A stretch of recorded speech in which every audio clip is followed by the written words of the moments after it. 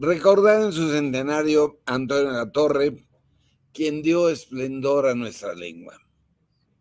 Se cumplen 100 años del nacimiento de Antonio Latorre y hoy queremos recordarlo como un hombre y un estudioso que en su obra y en su actuar puso de manifiesto la esencia académica al dar esplendor como pocos a nuestra lengua, además de ser el germen contemporáneo de los estudios filológicos.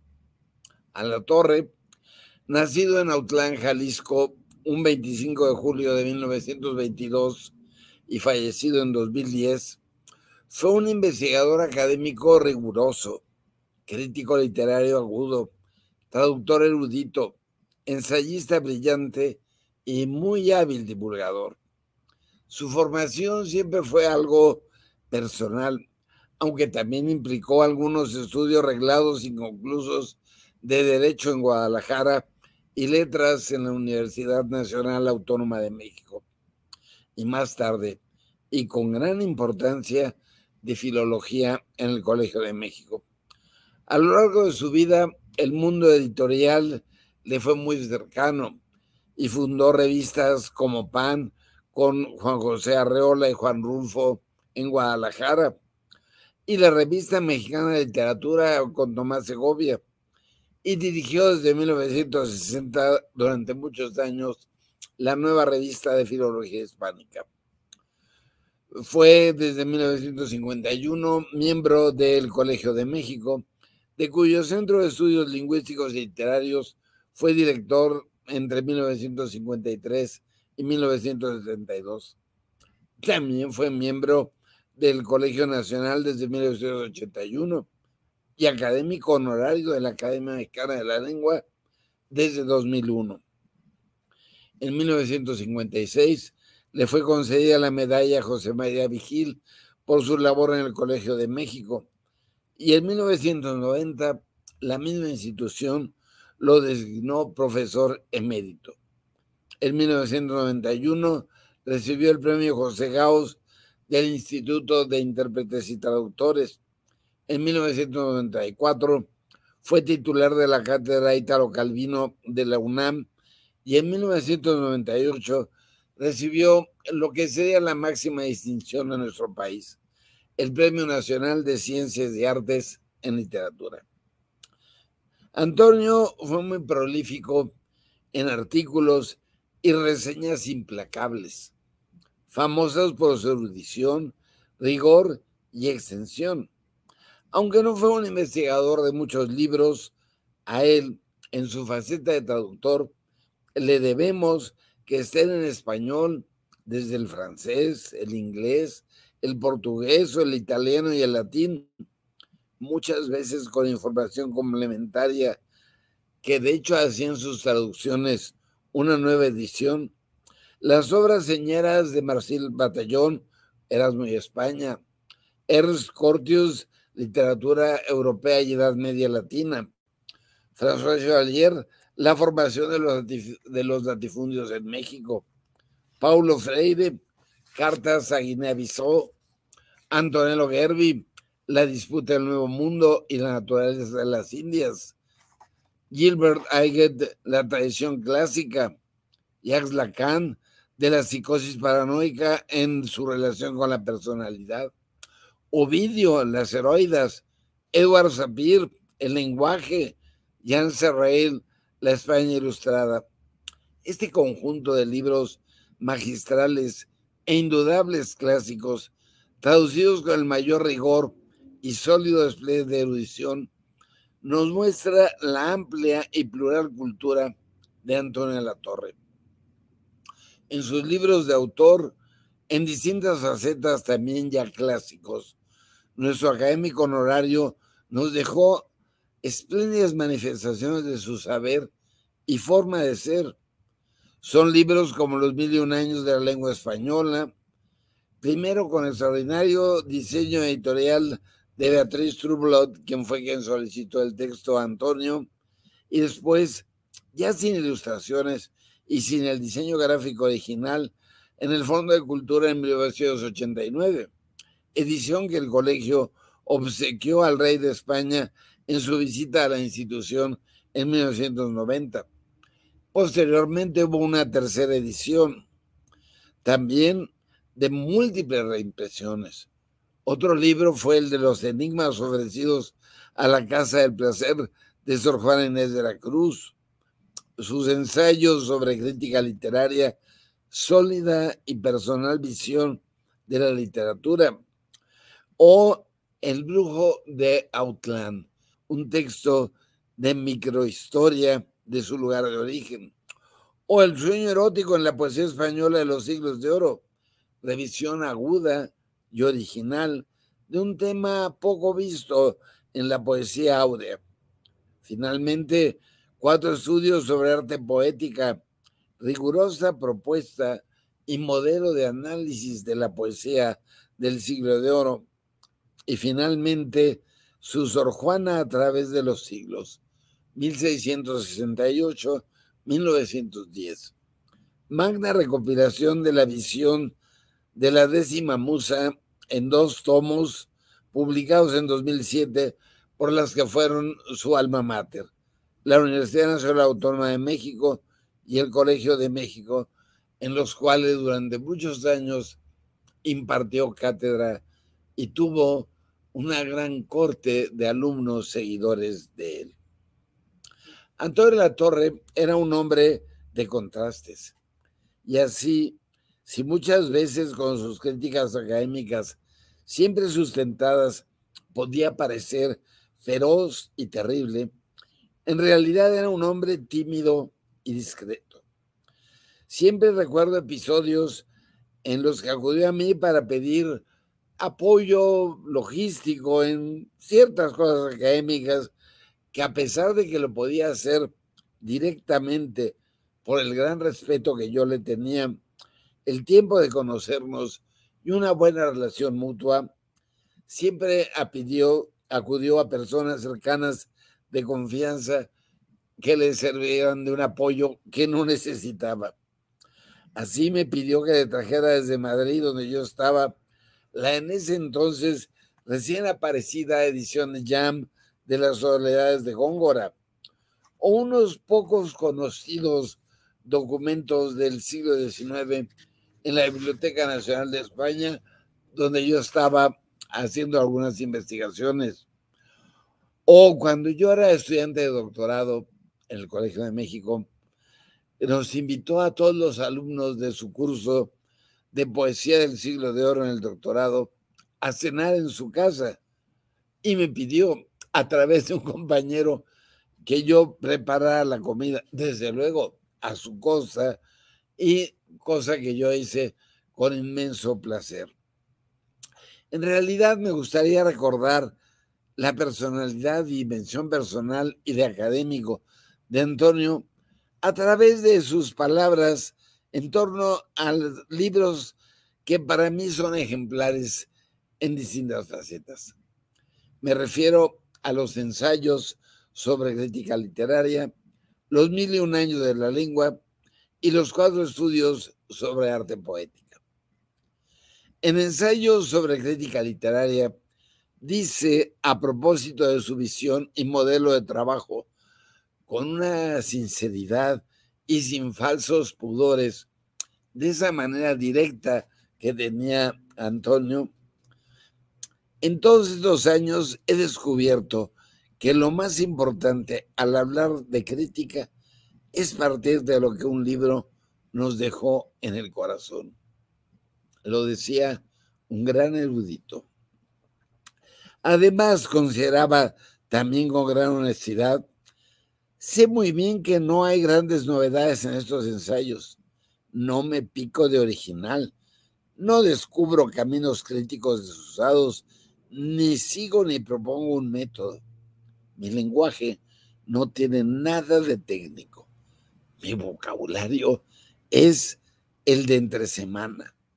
Mi filosofía, el sentido común. Antonio buscaba que el estudio literario y la crítica fueran claros, incomprensibles, en un mundo que se regodeaba en neologismos y términos oscuros, para hablar de la literatura más sublime. Y así ponía con gran generosidad su erudito saber al alcance de todos. Ante este hecho tan frecuente en cierto tipo de mundo académico, decía sin ambajes en su colección de ensayos: no me interesa poner una máscara a lo que escribo, ni emplear un vocabulario difícil para fingir un amplio conocimiento sobre el tema. Lo que siempre me ha interesado es estar cerca del lector común y no del especialista. Con este libro busco ir más allá de la estilística sintagmática o el estructuralismo tonto, nos dice, demoliendo con dos adjetivos corrientes teóricas y críticas en apariencia intocables. En los 1001 años dice en su prólogo: en este libro que el lector tiene abierto ante los ojos, he querido hacer una historia de la lengua española, contar a mi manera el acontecer de un fenómeno que a mí me interesa mucho. Al escribirlo, he pensado en lectores interesados, asimismo, en el tema. Con ellos he estado dialogando en mi interior y a ellos me dirijo. Para ellos escribo estos párrafos preliminares que son una simple y llana invitación a que sigan leyendo. Pueden creerme si les digo que no va a costarles trabajo la lectura. No voy a ponerme pesado ni a portarme exigente con ellos.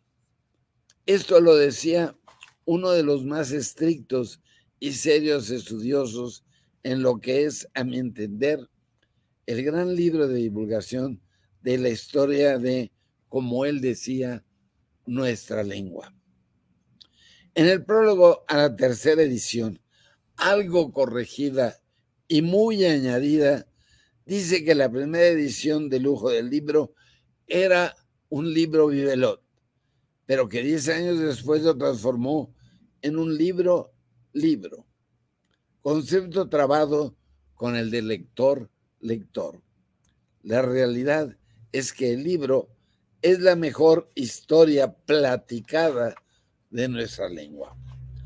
De ese libro se dijo, y se dijo muy bien, que como si se tratara de un cuento, el reconocido filólogo Antonio Latorre narra la historia de la lengua en un libro no técnico, no destinado a estudiantes de doctorado y mucho menos a autores, sino al lector de la calle, al lector general, al que compra libros sin otra finalidad que leerlos.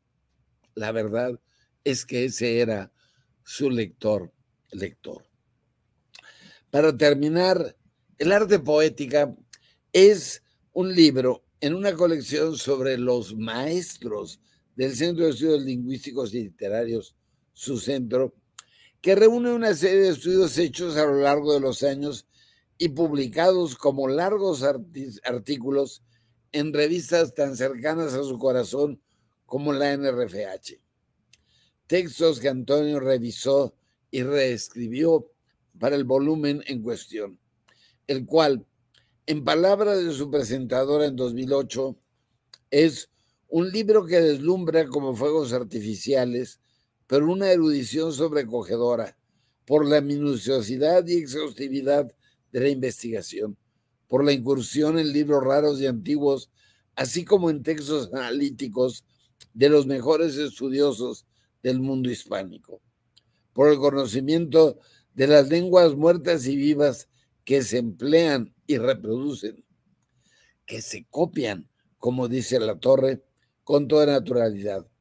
Pero muy acorde con la personalidad de Antonio, en el libro la conversación con el lector es algo natural y está llena, siguiendo el léxico áureo, de gracejos y de intervenciones personales, y así él no tiene reparo, a pesar de la opinión de Damaso Alonso, que cita rigurosamente, en decir que para él los romances de San Juan de la Cruz son insufribles.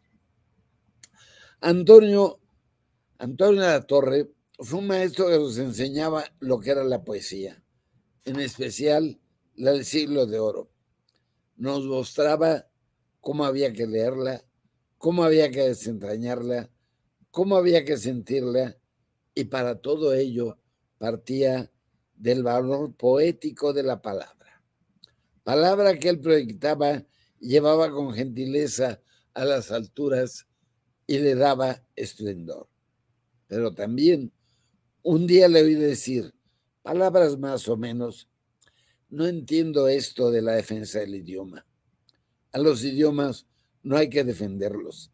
Las lenguas se defienden solas, pues son más fuertes y potentes de lo que se cree. Gracias, Antonio. Te recordamos. Antonio Alatorre y su invitación al diálogo. Hay algunas constantes en la obra, en el magisterio y en la práctica filológica de Antonio Alatorre. Su invitación a contemplar la lengua y la literatura como fenómenos humanos, vivos, plenos de sentido. Su defensa de la lectura como acto de comprensión y libertad. Su invitación al diálogo a partir de las grandes experiencias de alcance ético y estético que proporciona la lectura sensible, empática y honda de los textos. Su modo de ser maestro consistía en abrir ventanas, abogar por la defensa del momento de la lectura, mostrar que nuestro acercamiento a los textos debe ser un acercamiento de libre elección, amoroso y sensible. Y ese es el primer paso, el momento primero, indispensable para cualquier construcción de conocimiento que se quiera emprender en el ámbito de los estudios lingüísticos y literarios. Defender ese momento ineludible que es el de la aproximación plena y gozosa del lector al texto, evitar la sobreimposición de métodos de análisis abstrusos que ahogaran los textos, que asfixiaran el placer y la experiencia de la lectura y la comprensión de esa experiencia vital que el autor nos transmite a través de sus obras. Como maestro, Antonio Alatorre trató siempre de alertarnos respecto del abuso en la apelación a fórmulas y tecnicismos, en la aplicación ciega y sorda de métodos de análisis mal entendidos que no hacen sino ahogar el sentido de los textos. En suma, su permanente prevención contra las tecnocracias de la crítica.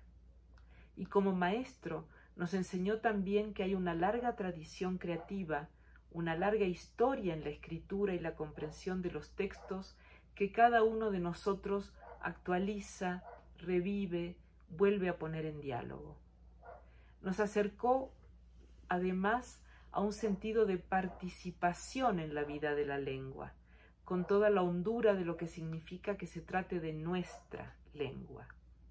Antonio nos recordaba una y otra vez que filología significa amor por las palabras, y en efecto, el único modo de acercarnos a la comprensión de los fenómenos de la lengua y al quehacer literario es el que parte del amor y que no omite la sensibilidad y la empatía por la vida de las palabras y la vida de las obras.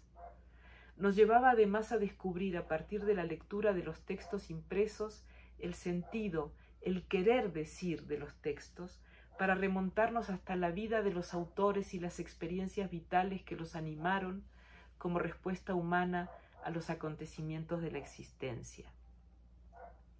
Antonio Alatorre fue mi maestro y director de tesis en el Colegio de México. Cuando nuestra generación ingresó al Centro de Estudios Lingüísticos y Literarios, se podían escuchar todavía los ecos de la lectura de su texto Crítica literaria tradicional y crítica neoacadémica, discurso por él presentado en junio de 1981 durante la ceremonia de ingreso al Colegio Nacional y que se reprodujo pocos meses después, en diciembre de 1981, en la revista de la Universidad de México.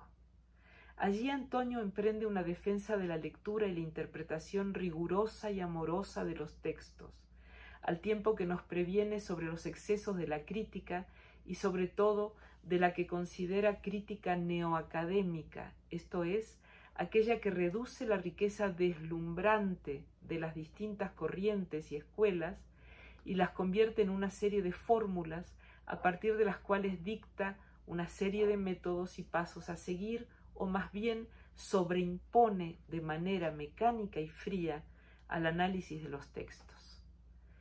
Retomaba así Antonio las reflexiones que ya habían hecho críticos literarios como Richards, alarmado mucho tiempo antes ante las dificultades de comprensión básica de los textos poéticos, y a su vez se adelantaba a las preocupaciones que habrían de asaltar muchos años después, por ejemplo, a Todorov, cuando escribiera La literatura en peligro y se planteara autocríticamente si la aplicación de distintas metodologías de análisis a los textos no acabaría por alejar a los estudiantes del acto de lectura como experiencia humana.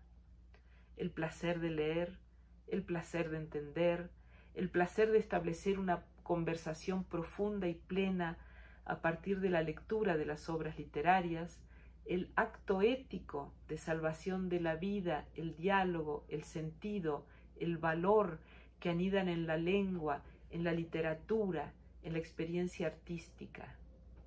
Aclaraba a Latorre que él no estaba en contra de los avances que por esos años vivían la lingüística y la crítica literaria, sino solo en contra del crecimiento desmedido de métodos que amenazaban con ahogar el sentido de los textos o a deformar su interpretación, y en última instancia podían llevar a la paradójica consecuencia de alejar al lector de la lectura. En esas páginas proponía además un encuentro imaginario en torno al soneto A la noche de Lope, consistente en una escena de lectura, un diálogo conjetural al que concurría un contado número de grandes sentidores y entendedores de los textos, y entre ellos grandes filólogos, lingüistas y escritores. Recuerdo entre sus nombres los de Dámaso Alonso, Raimundo Lieda, Leo Spitzer, Juan José Arreola y Tomás Segovia. Los imagina Antonio reunidos para representar un mundo animado y rico de lectura e interpretación de los textos. Las intuiciones, observaciones, comentarios críticos, reflexiones en torno a la lengua y el estilo que allí ponía a Latorre en boca de los distintos participantes de este encuentro conjetural, configuraban una constelación que giraba en torno a un centro seguro que los atraía, el soneto a la noche de Lope. Y sus observaciones partían del soneto e iban hacia el soneto, sin duda el centro, el gran protagonista de la escena representada. Hoy que nos invade una honda preocupación por el porvenir de la lectura y la comprensión de los textos, es bueno regresar a esas palabras de Alatorre. Recorro sus ensayos, sus trabajos críticos, sus discursos, y encuentro una permanente invitación a vivir y compartir la experiencia de la lectura y confraternizar en la experiencia literaria.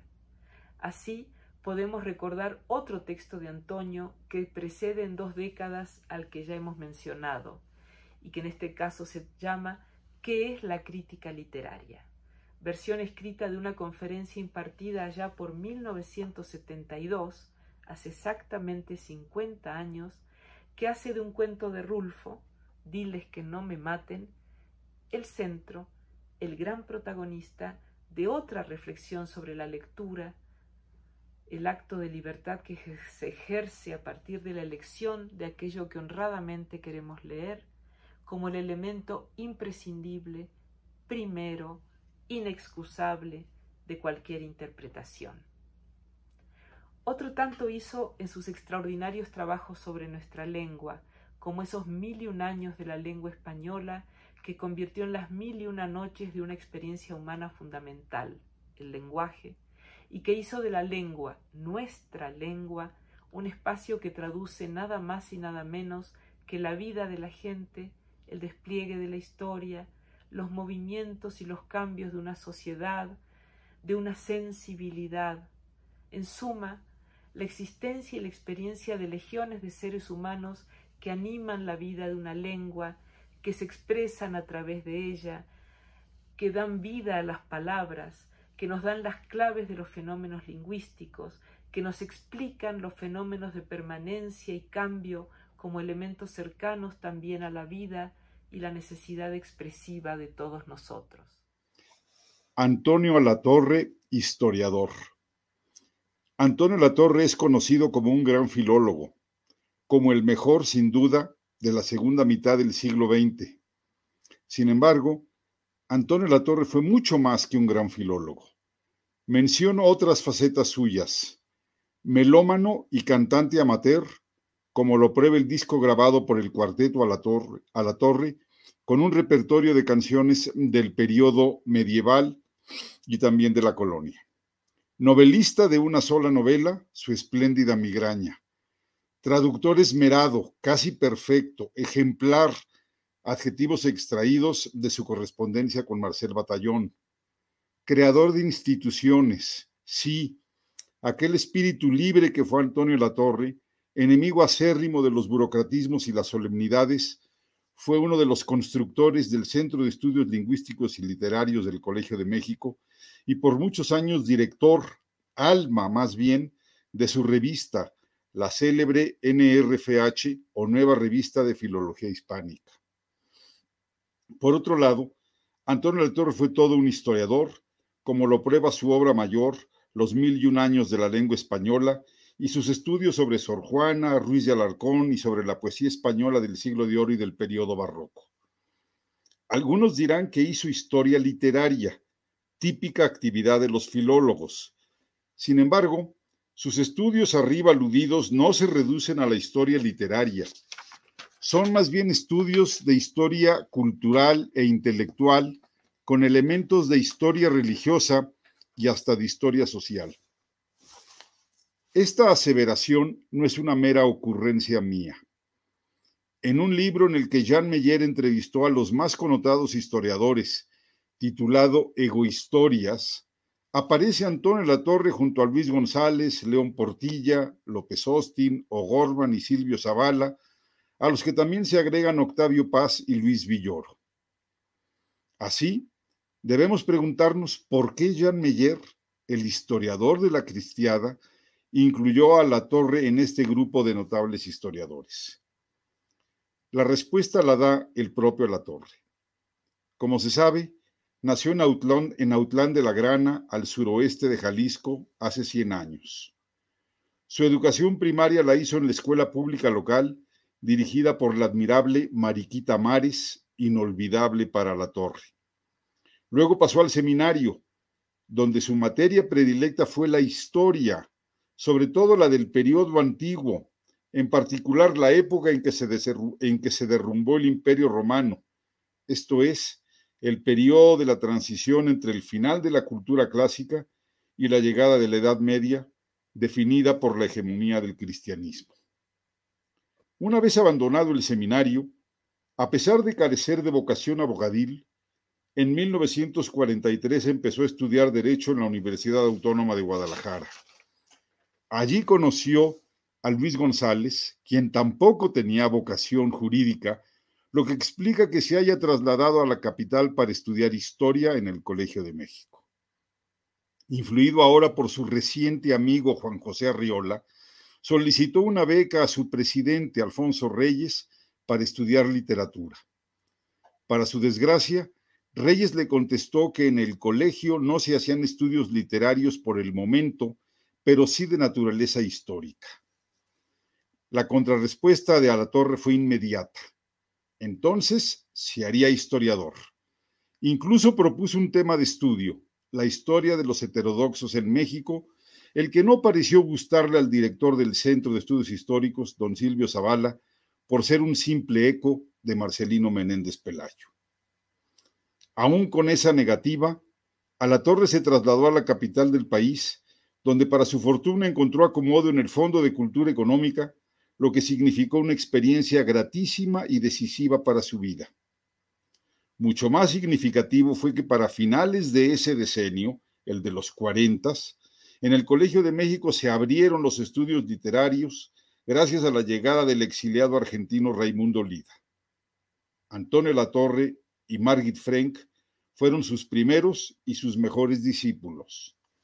Más aún, fueron sus herederos, pues sucesivamente les correspondió dirigir y consolidar el centro fundado por Lida, quien abandonó México a principios de los años 50. Ya como profesor investigador del colegio, Alatorre mantuvo vínculos con el Fondo de Cultura Económica como traductor y luego como autor. Significativa e ilustrativamente, tradujo más libros de historia que de literatura. Lo reconoció el propio Alatorre, y lo cito: la mayor parte de los libros que he traducido son en efecto de historia. Sin embargo, la verdadera vinculación entre la filología y la historia se dio en los propios libros y artículos de Alatorre. Lo cito otra vez: yo siento que la tarea del crítico literario es prácticamente igual a la del historiador, aunque si al primero lo debe definir el amor por la literatura, al otro lo mueve el interés por el pasado. Observando más de cerca su trabajo, vemos que desde su primer libro, la traducción y edición de las Heroidas de Ovidio, Alatorre procedió también como historiador, pues en la segunda parte del largo prólogo, la más original, según él, hizo una historia de la influencia de esa obra en las letras españolas. Su doble vocación y su oficio compartido son más evidentes en su primer gran libro, Los 1001 años de la lengua española, obra que el propio Alatorre definió como una historia muy bonita. Obviamente, la historia que gusta y practica Alatorre no es la historia como catálogo o como simple enumeración, sino aquella cuya forma propia es la de un cuento que se cuenta de manera clara y comprensible. Luego vendrían sus estudios sobre la poesía barroca, el Siglo de Oro, Ruiz de Alarcón y sobre todo sobre Sor Juana. Según el propio Alatorre, son trabajos de crítica literaria, pero siempre entreverada de historia, e incluso insiste en que sus escritos dejan siempre un amplio lugar a los aspectos históricos. Me refiero tanto a sus grandes libros como a sus artículos pequeños y notas breves. Valga un ejemplo, su crítica a un soneto de Garcilaso, donde luego de analizar dicho soneto lo sitúa en el momento de su escritura y después cuenta la fortuna o la fama que tuvo a lo largo del tiempo, tratando de explicar las razones de la larga vida de dicho soneto. Su carácter de historiador se hizo evidente en su último gran libro, el voluminoso y erudito Sor Juana a través de los siglos. Más aún, Alatorre llegó a escribir un libro de estricta historia sin mayor contenido literario. Me refiero a El Brujo de Autlán, que es la recuperación documental y la reconstrucción histórica de un suceso real acaecido en su pueblo natal en el siglo XVII. En concreto, el libro de Alatorre se basa en unos documentos compendiados por el Santo Oficio que se encuentran en el ramo Inquisición del Archivo General de la Nación, volumen 711, expediente 7, folios 525 a 588. Como juicio o causa contra Marcos de Monroy, acusado de seducir a varias mujeres vecinas de Autlán mediante artificios propios de la brujería. Como suele decirse, por su tema y su composición, el libro se lee como novela, pero en rigor es una obra historiográfica sólida, aunque previsiblemente muy bien escrita. Para identificar los orígenes y objetivos de este libro, considérese que surgió de un homenaje que la Universidad de Guadalajara hizo en 1994 a Luis González, el viejo amigo de Alatorre, y al que el propio Alatorre lo considera un trabajo de microhistoria escrita por un aficionado sin adscripción a ninguna escuela de interpretación del pasado. Todo el proceso contra Monroy se sustenta en las declaraciones que varias vecinas hicieron ante los comisarios del Santo Oficio para descargo de sus conciencias. Además, los hechos que relatan y los sujetos involucrados permiten acercarse a la vida cotidiana de entonces en Autlán, a su composición sociodemográfica, a la religiosidad imperante y a las conductas matrimoniales del sector criollo de la población. Al margen de las relaciones íntimas habidas entre el tal Marcos de Monroy y algunas de sus paisanas, lo que preocupaba a la Inquisición era que varias de estas, 7 al menos, se habían hecho sus secuaces y aprendices en materia de brujería. Los cargos contra Monroy eran por ser originalmente un curandero que se hizo supersticioso, hechicero, brujo y maléfico, con pacto explícito con el demonio, lo cual le constituye levemente, a lo menos, en sospechoso de pecados en la fe.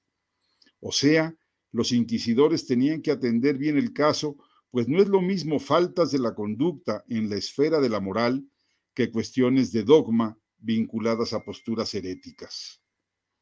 Alatorre lo dice muy claro. Marcos de Monroy era libidinoso, pero el Santo Oficio no se ocupa de pecadillos. Toda su atención se concentra en el pecado grueso, esto es, en su pacto con el diablo.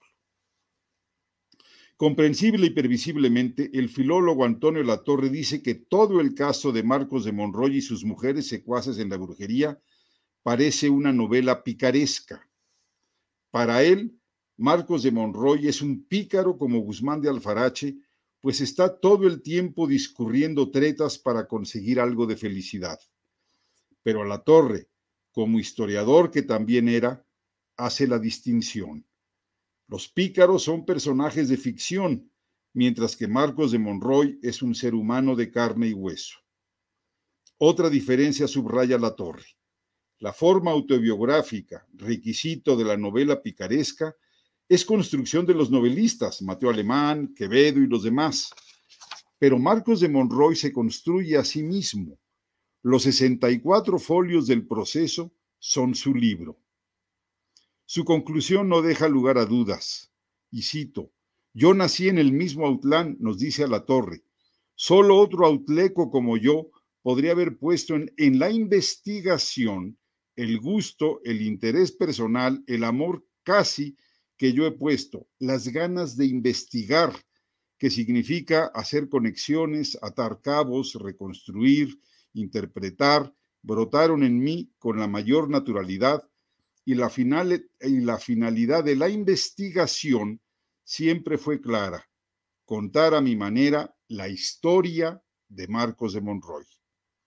Digo historia, estoy citando a Alatorre, y no novela, porque en efecto el resultado de mi investigación es un fragmento de historia, o más bien de microhistoria, pues muestro un sector de la vida de mi pueblo, visto como en un microensayo en cierto momento de su transcurrir. Ahora soy yo el que concluyo preguntando, ¿alguien duda ahora que el extraordinario filólogo que fue Antonio Latorre fue también un espléndido historiador? 2 veces Antonio Alatorre. 1. En persona. Antonio Alatorre no fue mi maestro. Él era el padre de una querida amiga, Silvia Alatorre Frenk, de cuyos primos, Yolanda Iris Alatorre Guzmán y Enrique Alatorre Argel, era yo también muy amigo. Mi primera imagen de Antonio es la de un hombre alto, delgado y elegante, que dirigía en mangas de camisa el coro compuesto por su esposa Margit Frenk, su hermano Enrique, su cuñada Yolanda y Quinos, el músico Joaquín Gutiérrez Heras. Cantaban música española antigua, por ejemplo, Tres moriscas me enamoran en Jaén, en esa calle de la Casa de Espigones en la colonia Las Águilas, todos los sábados, donde vivían con sus hijos Claudio, Gerardo y Silvia. Antonio dirigía el grupo Alatorre, con canciones escogidas del Cancionero de Uppsala, del Cancionero de Baena y de otros repertorios musicales de la Edad Media y del Renacimiento. Yo los escuchaba embelesado. Cantaban una música que rara vez se oía. Antonio había nacido en 1922, yo en 1952, 30 años después. Lo debo haber conocido a principios de 1969, cuando él tenía 47 y yo 17. Faltaban 10 años para que publicara Los 1001 años de la lengua española. Ya había traducido Erasmo y España de Marcel Batallón y La tradición clásica de Gilbert Haighet, libros que me estaban esperando en la biblioteca de mi padre y que leería algunos años después, precisamente en la traducción de Antonio. No fui su discípulo, digo, pero estuve presente en su ceremonia de ingreso al Colegio Nacional, pues me sumé al grupo de mis amigos, Enrique y Yolanda Iris, sus sobrinos. Supe algunos sucesos de la vida de Antonio, pues en la casa de su hermano se comentaban cosas que tenían que ver, por ejemplo, con la desinhibición que había empezado a tener a partir de su experiencia con el psicoanálisis, cosa que sería comentada años más tarde, por ejemplo, por Miguel Capistrán en su artículo En memoria de Antonio Alatorre. Yo me llegué a sentir como de la familia. A mi simpatía por él se añadía la que tenía y tengo por Margit Frank, para no hablar de mi amistad fraternal con Yolanda Iris, Silvia y Enrique Argel. A lo largo de los años me fui encontrando con Antonio en distintos espacios, académicos y no. En la casa de Huberto Batis, donde me tocó ver y saludar uno de los primeros ejemplares de la primera edición de Los 1001 años de la lengua española, editada por Vancomer por Beatriz Trublot, con prólogo de Jorge Guillén, en el Fondo de Cultura Económica, cuando entregó, muy orgulloso, la traducción de La Reforma Radical de George H. Williams en 1983 y antes en la Facultad de Filosofía y Letras al salir de una clase sobre Goboscán y Garcilaso.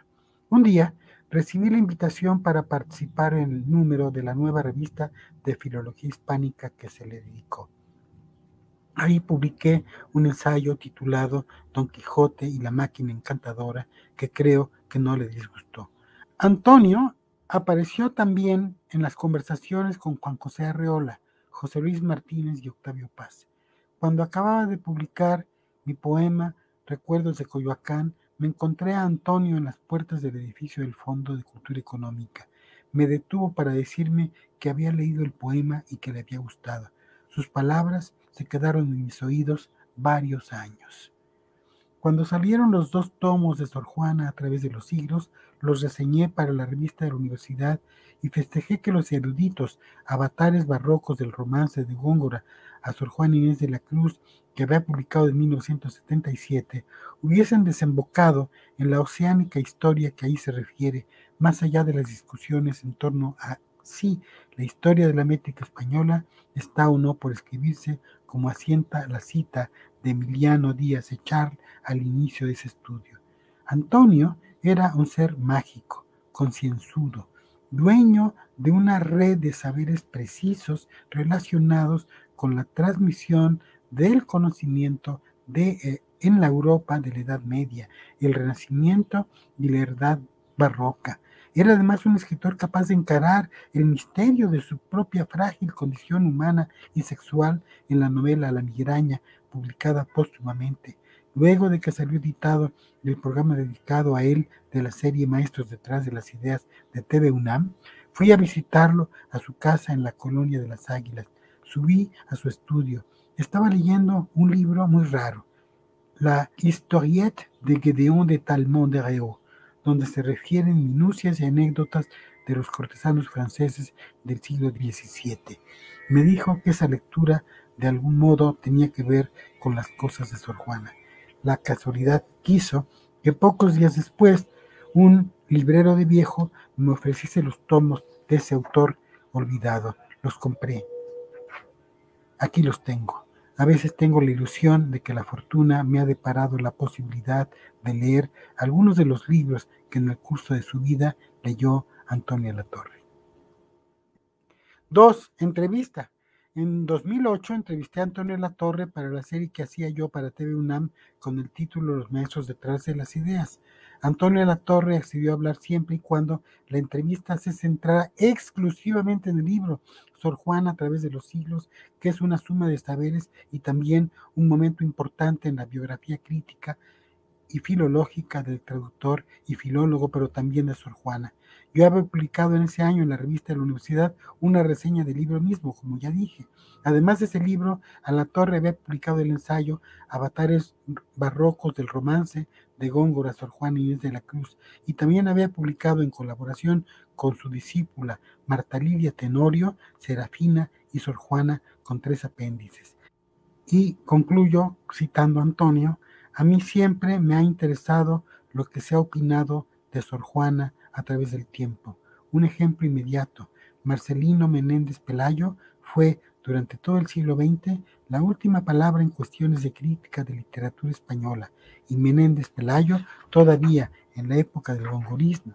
Para él, Góngora era el corruptor de la lengua española, un heredero de un punto de vista llamado clasicista que venía de muy lejos.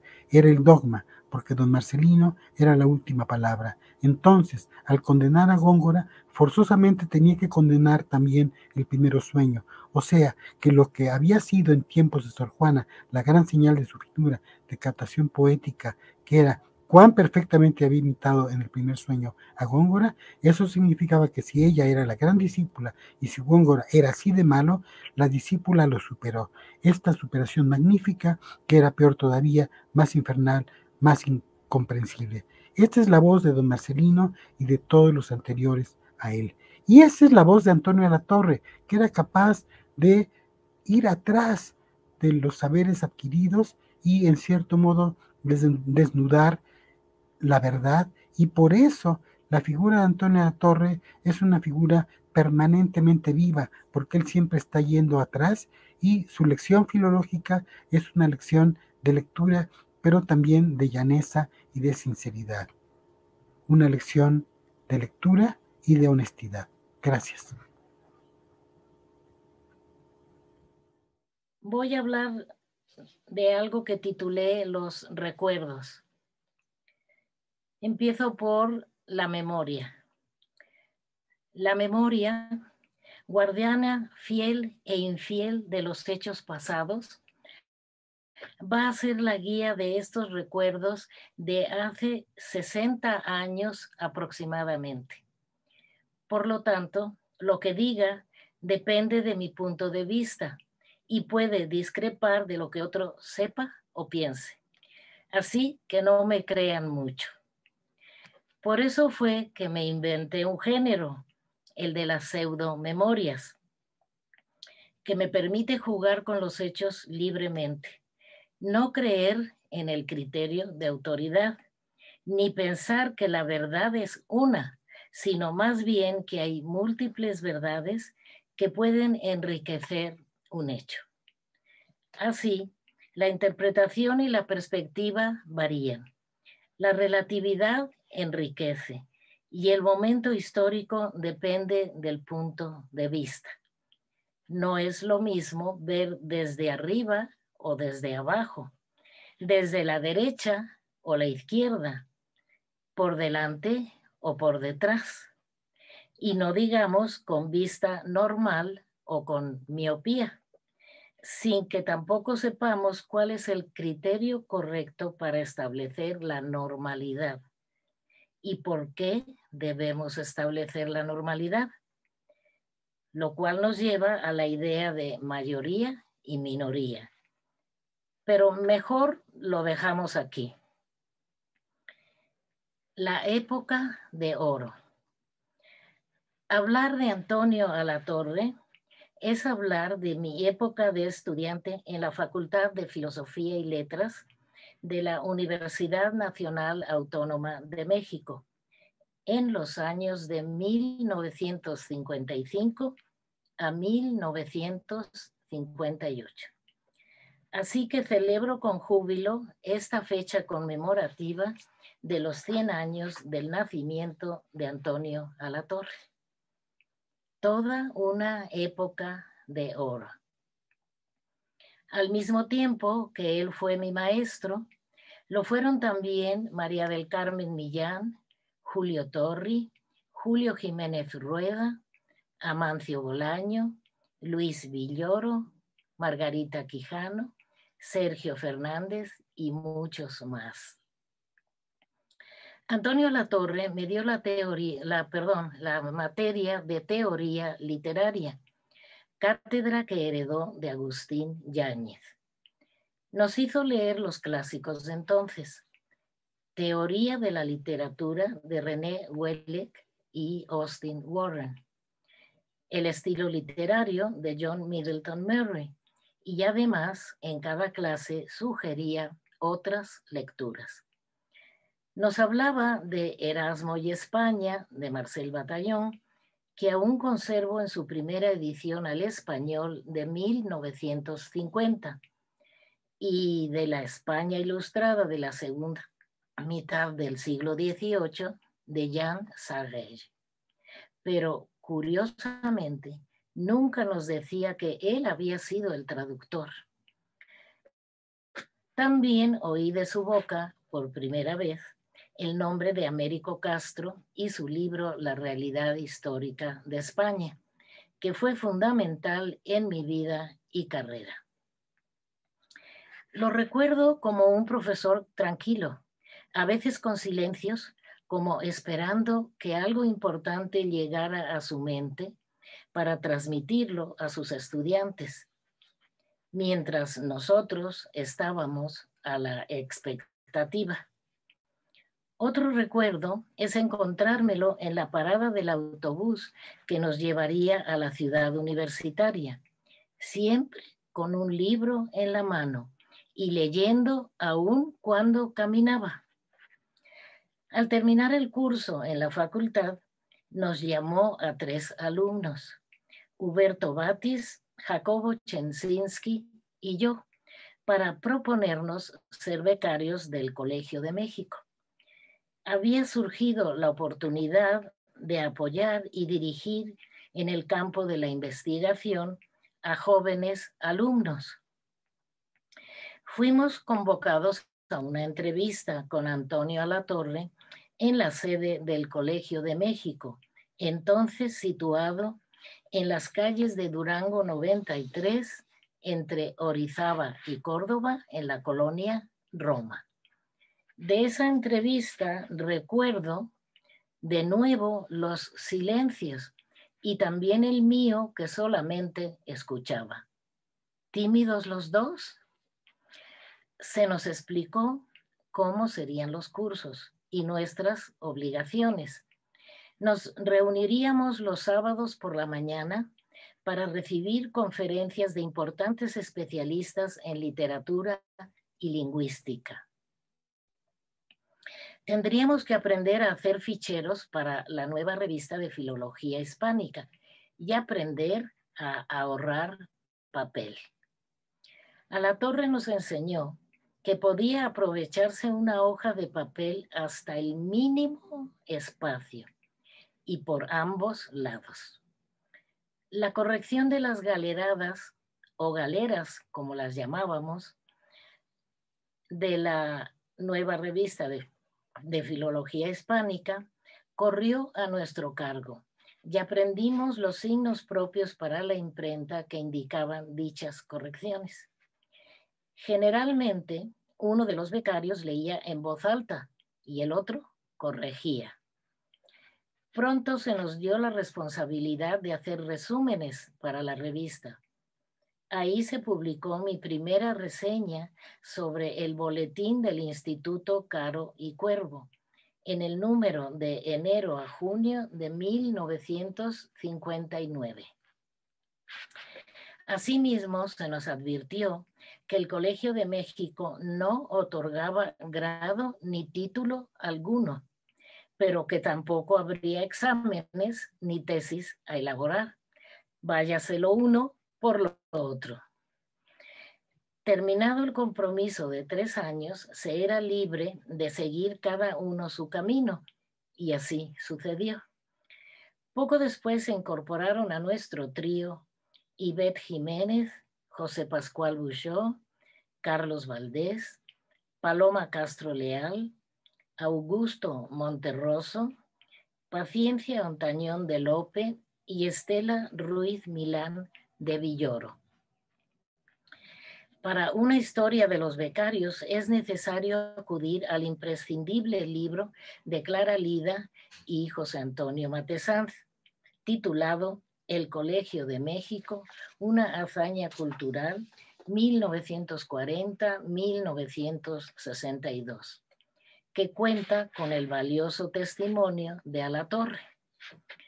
A partir de ese momento, tuvimos clases impartidas por el propio Alatorre, Ángel Rosenblatt, Marcel Batallón, Juan Lope Blanc, Margit Frank, Alonso Zamora Vicente, Carlos Blanco Aguinaga, de quien disfruté su curso sobre el imagismo angloamericano.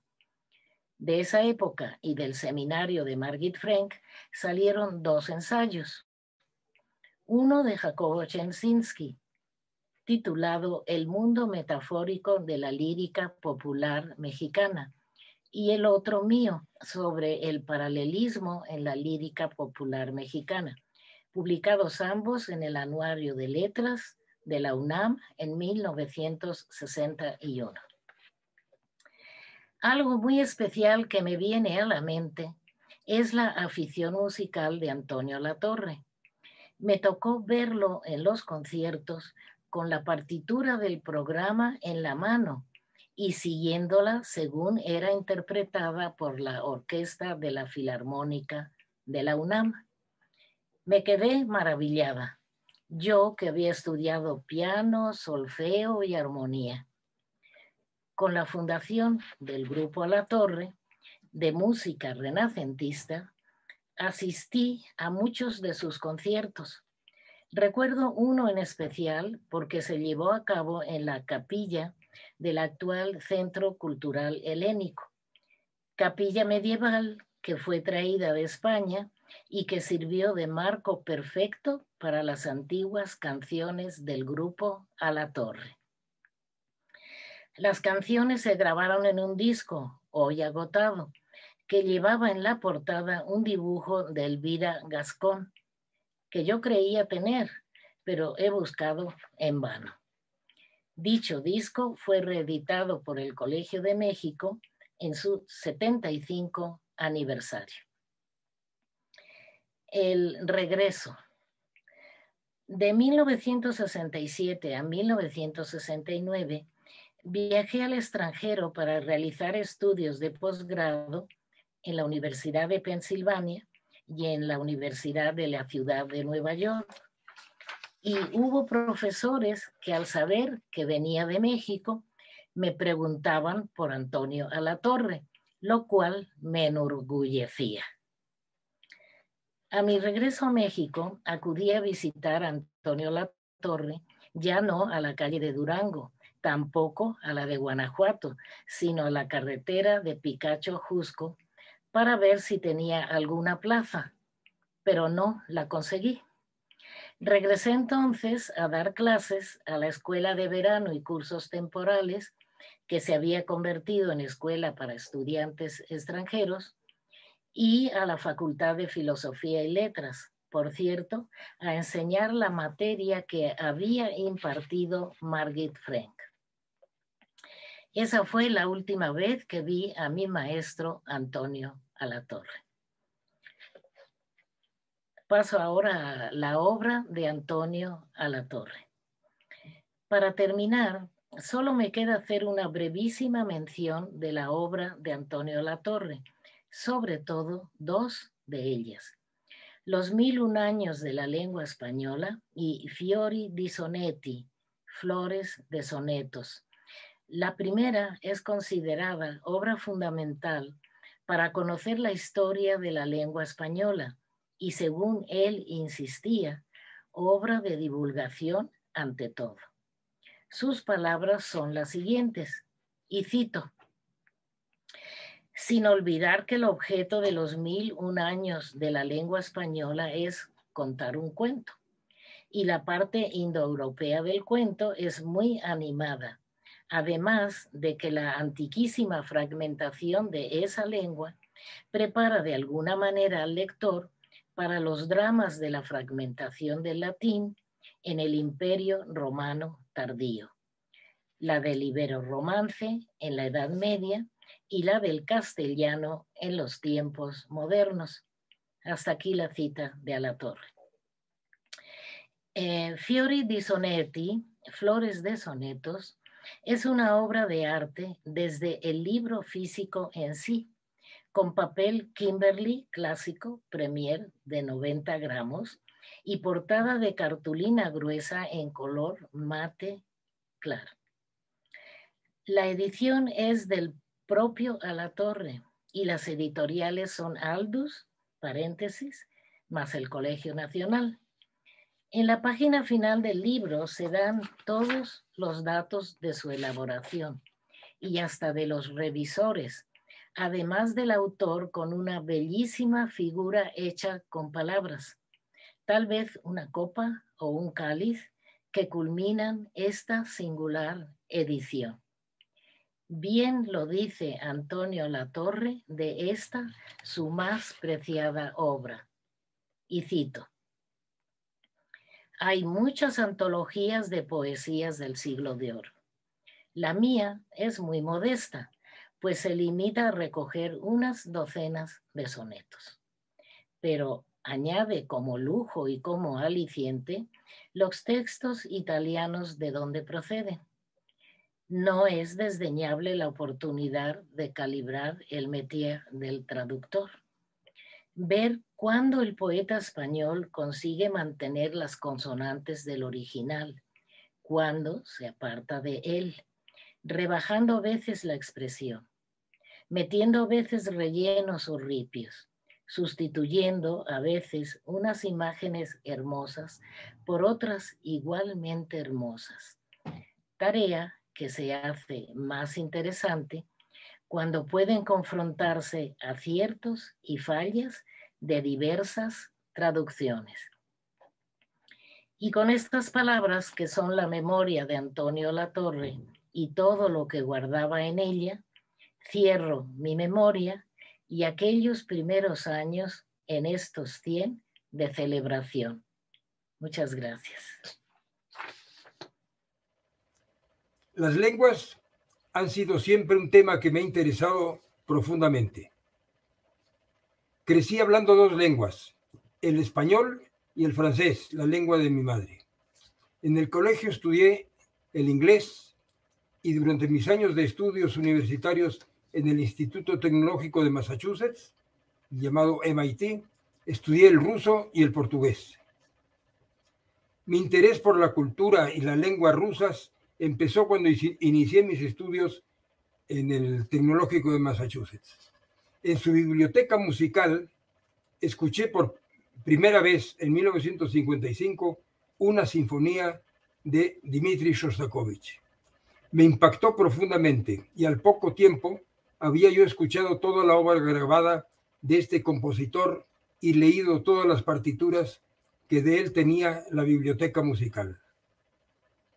Mi interés por Shostakovich pronto se extendió a la lengua, la historia y la cultura rusas. Me inscribí en el departamento de ruso del MIT y tomé todos los cursos de lengua rusa que allí se impartían. Posteriormente, estudié el ruso más profundamente en la Universidad Lomonosov de Moscú. Un libro mío titulado Las aventuras de un violonchelo ha sido traducido al inglés, The Adventures of a Cello, al ruso, Приключения violoncelli, y al portugués, Las aventuras de un violoncelo. Y he presentado dicho libro en tales lenguas en múltiples ocasiones. Mi interés por el origen y la evolución de las lenguas me llevó a principios del siglo XXI a escribir un libro sobre dichos temas. El libro se titula 5000 años de palabras y tiene como subtítulo Comentarios sobre el origen, muerte y resurrección de algunas lenguas. El 22 de enero de 2004, Antonio Latorre tuvo la amabilidad de recibirme en su casa en la colonia Las Águilas. Yo admiraba profundamente a Antonio y había estudiado en detalle su interesantísimo libro Los 1001 años de la lengua española. Llevaba yo el manuscrito de mi libro. Lo estuvimos comentando un buen rato y amablemente me pidió que se lo dejara. Lo leyó en detalle, me consta, y días después nos reunimos otra vez. Aportó ideas y datos importantes y detectó errores. Siempre he agradecido profundamente sus observaciones. Antonio Latorre nació el 25 de julio de 1922 en Autlán de la Grana, Jalisco. Murió el 21 de octubre de 2010. Estudió letras en la Facultad de Filosofía y Letras y Filología en el Colegio de México.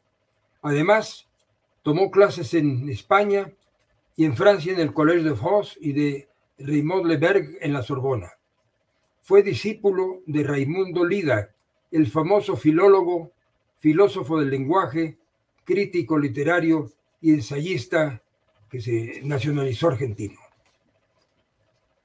Antonio Latorre fue esposo primero de la eminente filóloga mexicana Margit Frenk, nuestra admirada compañera en la Academia Mexicana de la Lengua. Con Margit tuvo 3 hijos, Silvia, Gerardo y Claudio. Su hija Silvia obtuvo en 2004 el doctorado en Ciencias en el Centro de Investigación y de Estudios Avanzados del Instituto Politécnico Nacional. Alatorre fue maestro en el Mexico City College, en la UNAM y en la Universidad de Princeton.